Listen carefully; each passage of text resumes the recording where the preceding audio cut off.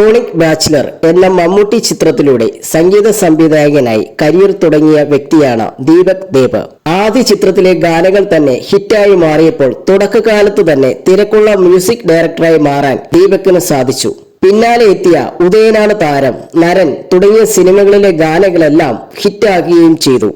ആദ്യ ചിത്രമായ ക്രോണിക് ബാച്ചലറിനെ കുറിച്ച് സംസാരിച്ചു തുടങ്ങിയാണ് ദീപക് ദേബ്. മാതൃഭൂമി ഗൃഹലക്ഷ്മി മാഗസിനോടാണ് അദ്ദേഹം സംസാരിക്കുന്നത്.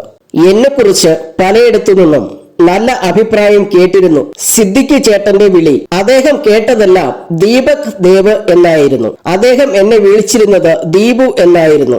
രണ്ടുപേരും ഒരാളാണെന്ന് നേരിൽ കണ്ടുമുട്ടിയപ്പോഴാണ് മനസ്സിലായത്. ദീപു ആഗ്രഹിച്ചതുപോലെ കാര്യങ്ങൾ ചെയ്യാൻ ഇപ്പോൾ സമയമായി എന്ന് പറഞ്ഞാണ് ക്രോണിക് ബാച്ചിലർ എന്ന സിനിമയിലേക്ക് സ്വാഗതം ചെയ്തത്. തുടക്കമാണല്ലോ, എനിക്ക് ടെൻഷനായി.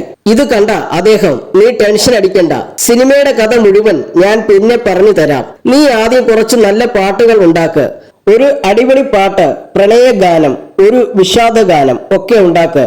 അതെല്ലാം ഈ കഥയ്ക്ക് ചേരുമോ എന്ന് നോക്കട്ടെ എന്ന് പറഞ്ഞു. താരാട്ടു പാട്ടാണ് ആദ്യം ഉണ്ടാക്കിയത്.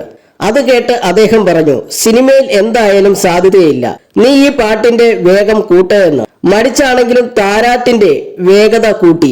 അപ്പോൾ ട്യൂൺ മാറി മറ്റേതോ തലത്തിലേക്ക് പോയി. അദ്ദേഹം പറഞ്ഞു, ഇതാണ് എനിക്ക് വേണ്ടത്, ഇതാണ് നമ്മുടെ സിനിമയിലെ പ്രണയഗാനം. ആ പാട്ടാണ് സ്വയംവര ചന്ദ്രികെ. ക്രോണിക് ബാച്ചലറിലെ എല്ലാ പാട്ടുകളും സൂപ്പർ ഹിറ്റായി ദീപക് ദേബ് പറഞ്ഞു.